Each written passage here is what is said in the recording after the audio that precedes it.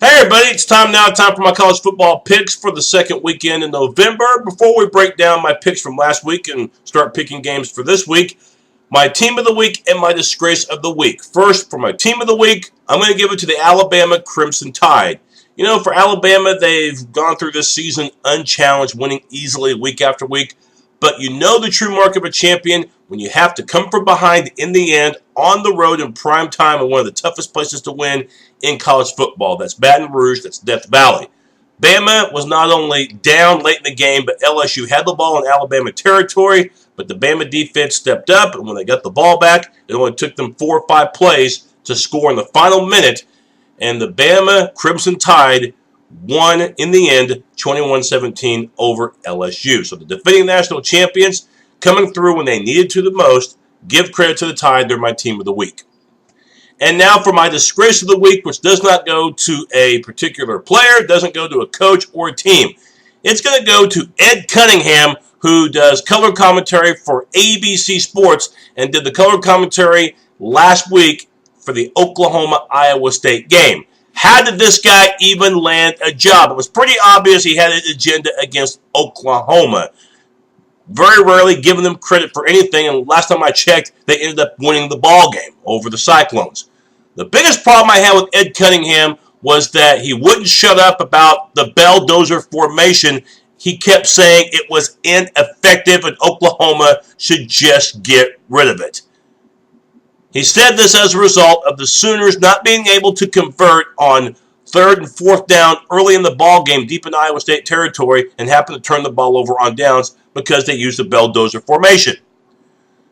Ed Cunningham, does that mean that if you run plays out of the shotgun formation and you throw an interception, should you get rid of the shotgun?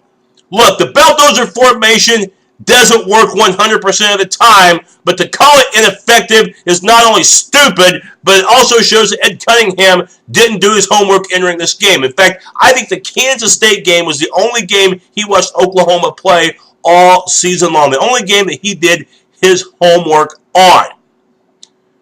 Ed Cunningham didn't point out that the belldozer formation has led to Blake Bell in his career scoring over 20 touchdowns. He didn't let us know that since the Kansas State game, Texas Tech and Texas had no answer for the belldozer formation. Ask the Red Raiders and Longhorns if the belldozer is ineffective.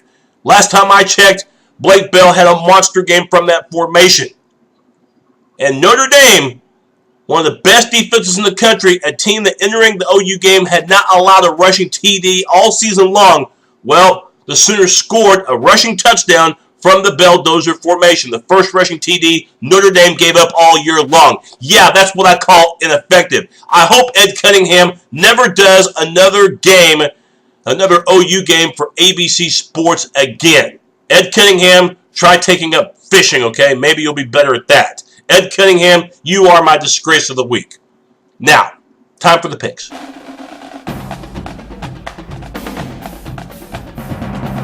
All right, time now for my picks, and last week it was 500 for yours truly. I went a documented 6-6 against the spread, while the almighty coin, it continues to kick my tail. What's new?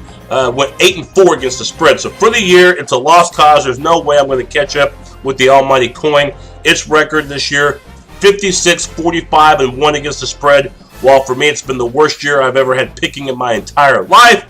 I'm 41-60-1. If you're going to say, wow, you stink, well, tell me something I don't already know. I know I'm stinking up this year. My advice to you, if you want winners, either go with the coin or just pick the opposite of what I pick. If you've done that so far, then you've come out a winner.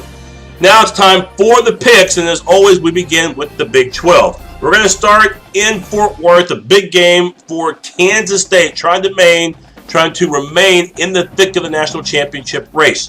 But they've got a tough one against TCU. Colin Klein, according to Coach Bill Snyder, it looks like he will play in this ballgame, and they're going to need him.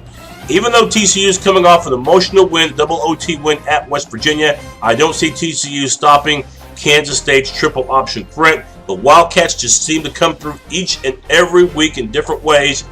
Kansas State does not beat themselves and not going to beat themselves this week. Give me the Wildcats minus the 7. If the coin lands on heads, like the favorite, tails, it's going to go with the underdog. And in this case, it's going to go with Kansas State as well. You have West Virginia at Oklahoma State and the return of Dana Holgorsen. 2010, Holgorsen was offensive coordinator at Oklahoma State, and that year they averaged 42 points per game. So to say he's got some familiarity with the Cowboys is an understatement. But now he comes in as the enemy, the coach of West Virginia. While I do think West Virginia will score some points, the theme of their year, though, is that they can't stop anybody, and they're not going to be able to stop Oklahoma State no matter who quarterbacks for them. Give me Oklahoma State at home minus the 7.5, and the coin, well, it's going to go with Oklahoma State too. Hearts will be heavy this Saturday in Austin as Texas will host Iowa State. You probably already know Darrell K. Royal, former OU All-American player, and of course more known for being head coach at the University of Texas for 20 years and winning 3 national champions there, will be honored. As a matter of fact, the Texas offense will run their first play of the game against the Cyclones out of the wishbone formation. That, to me, is a pretty cool tribute for the Hollis, Oklahoma native. Again, if you didn't hear, Darrell K. Royal passing away this week, one of the biggest college football coaching names of all time, dies at the age of 88. I think Texas plays with heavy hearts. Longhorns looked good last week against Texas Tech. I think they keep it going. Give me the Longhorns minus the 10, and the coin is going to go with Texas as well. And finally, Kansas at Texas Tech.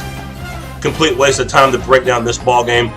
Tech will roll past the awful Jayhawks. Give me the Red Raiders minus 25.5, and the coin is going to agree with me like it has so far. It's going to take the Red Raiders as well.